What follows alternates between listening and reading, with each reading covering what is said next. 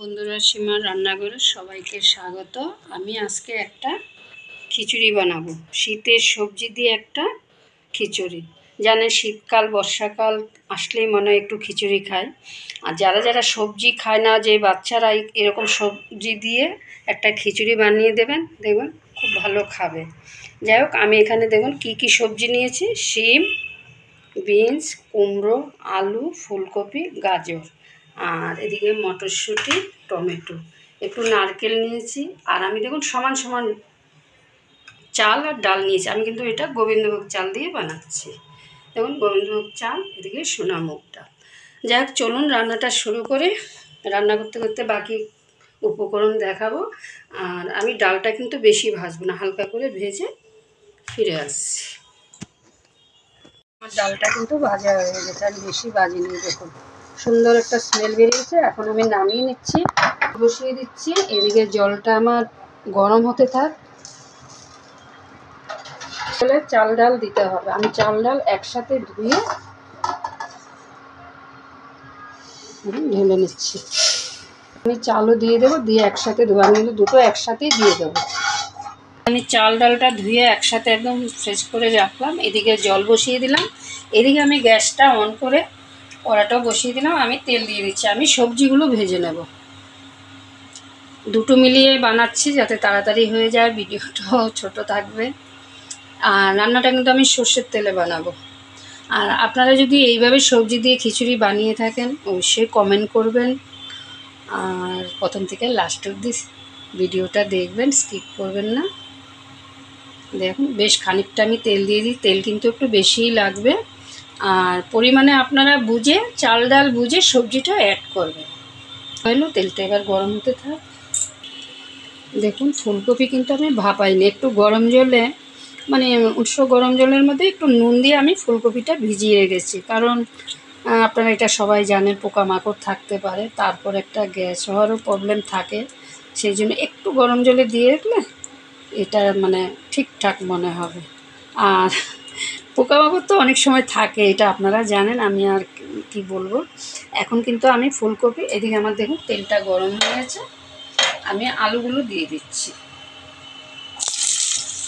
আমি স্বাদ মতো নুন দিয়ে দিচ্ছি আলু ভাজাতে।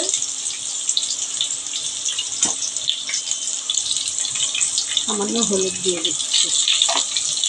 আমি এক এক করে কিন্তু সব সবজিগুলো একটু ভেজে নেব। খুব বেশি ভাজতে হবে না, মিডিয়াম করে ভাজলেই হবে।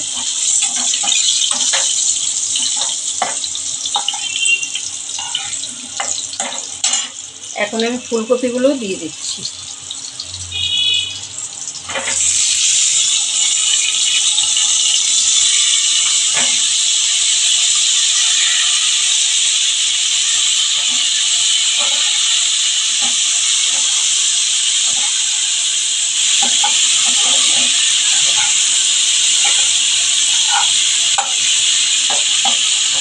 একটু হালকা করে ভেজে নেব। তারপর সব সবজিগুলোই আমি একসাথেই ভেজে নেব, আলাদা করে কোনো ভাজার দরকার নেই।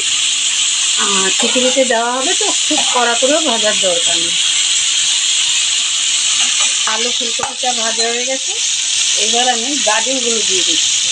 আমি একটু বড় করেই সবজিগুলো কেটেছি, যেহেতু খিচুড়িতে একটু শুকনো হলে একদম গলে যাবে। কুমড়োটা দিয়ে দিচ্ছি।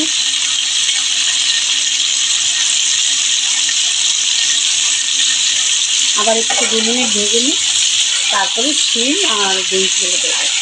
আপনারা চাইলে বরবটিও দিতে পারেন। আর আমি কিন্তু কাজু কিশমিশ দিচ্ছি না, যদি আপনারা মনে করেন দেবেন দিতে পারেন, ভালোই লাগবে। আমি দিচ্ছি না। আলু ফুলকপি গাজর কুমড়োটা কিন্তু মোটামুটি ভাজা হয়ে গেছে। এখন আমি শিমগুলো দিয়ে দিচ্ছি।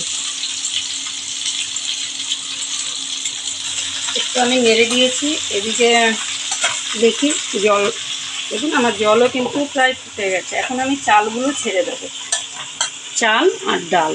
এই দেখুন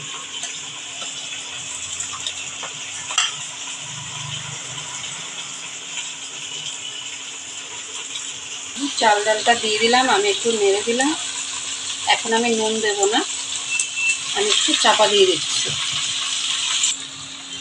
দেখুন আমার সবজিটা কিন্তু ভাজা হয়ে গেছে, আমি তো আর বেশি ভাজবো না। এদিকে আমি কাঁচা লঙ্কাটা একটু দেখুন একটু কিমা করে থেতো করে নিয়েছি, আপনারা কেটে চিড়েও দিতে পারেন। আর এদিকে দেখুন ফুটে উঠেছে এই সাদা এগুলো এইভাবে কেটে তুলে দেবেন। যদি কোনো ময়লা টয়লা থাকে এগুলো এইভাবে তুলে ফেলবেন। দেখুন সবজিটা নামিয়ে নিয়েছি আমি, সেই কড়াটার মধ্যেই এবার তেল দিয়ে দিচ্ছি। দেখুন আমি কিন্তু 4-6 চামচের মতো তেল দিয়ে দিলাম। আর এখন আমি নারকেলটা ভেজে নেব।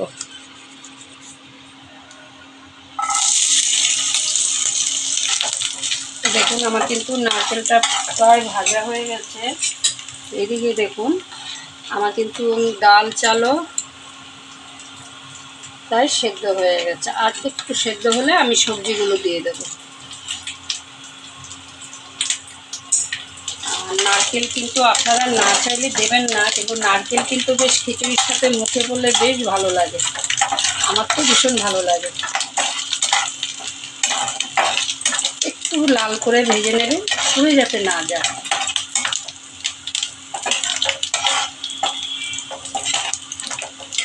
ভাজা হয়ে গেছে, আমি একটু তুলে নিচ্ছি।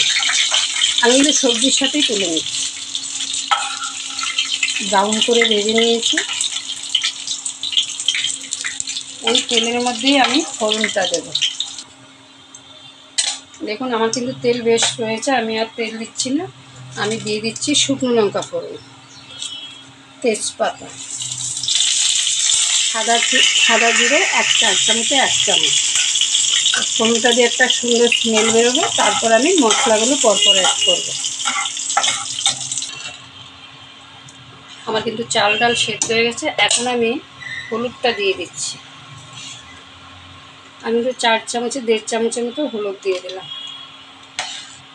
এবার আমি নুন দেব। মশলার সাথে হলুদ দিতে পারতাম, কিন্তু আমি চাল ডালের সাথে হলুদটা দিয়ে দিলাম।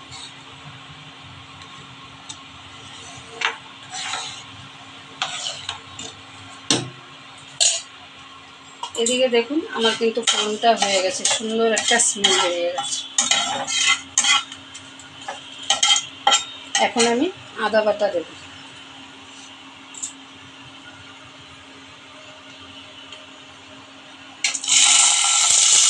আদাটা এতটাই ঠিকঠাক ছিল, আমি কিন্তু একটু জল দিয়ে দিলাম।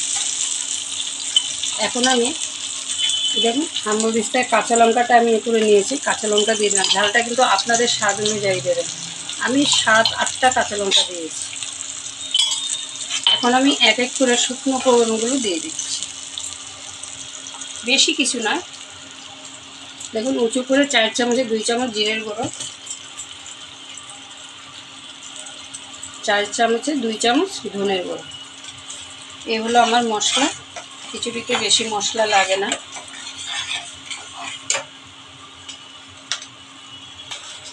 আমি তো চাল ডাল সেদ্ধ করছি, নুন দিইনি, আমি তো স্বাদ অনুযায়ী নুন দিয়ে নিচ্ছি। এবার আমি টমেটো দেবো।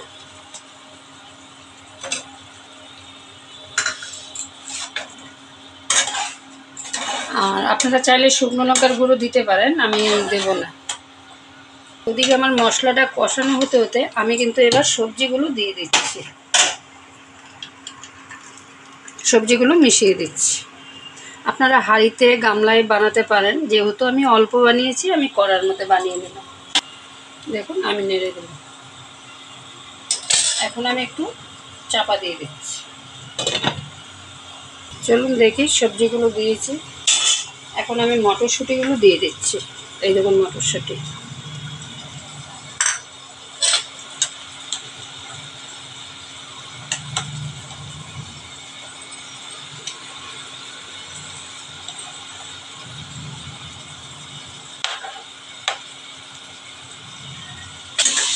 দেখুন আমার কিন্তু মশলাটা কষে গেছে, চারিদিকে তেল ছেড়ে দিয়েছে। এখন আমি খিচুড়ির মধ্যে মশলাটা অ্যাড করব। দেখুন মশলা আমার কষে গেছে, এবার আমি খিচুড়ির সাথে অ্যাড করছি। এই দেখুন মশলা,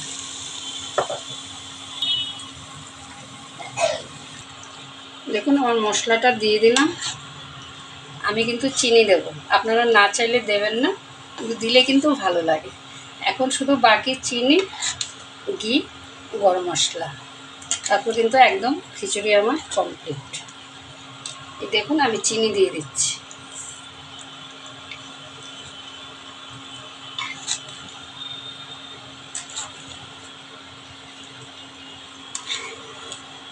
এবার আমি 5 মিনিট রান্না করব, তারপর ঘি গরম মশলাটাই অ্যাড করব। দেখুন আমার কিন্তু খিচুড়ি একদম রেডি। এখন আমি গরম মশলা দিয়ে দিচ্ছি। আমার কিন্তু ঘরে তৈরি করা গরম মশলাটা, আর দিয়ে দিচ্ছি বেশ 4 চামচে 3 চামচের মতো ঘি দিয়ে দিলাম। আমি একটু নেড়ে 2 মিনিট ঢেকে দেব।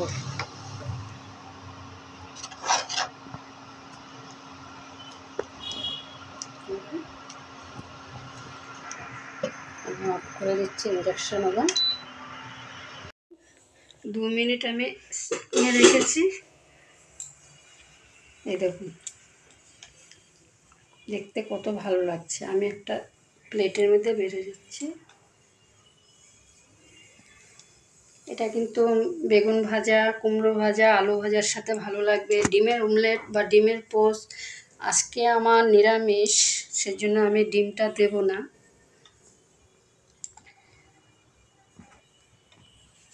সাথে পাঁপড় ভাজা।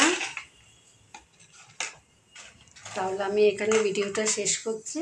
ভালো থাকবেন, সুস্থ থাকবেন। আবার নতুন ভিডিও নিয়ে দেখা হচ্ছে।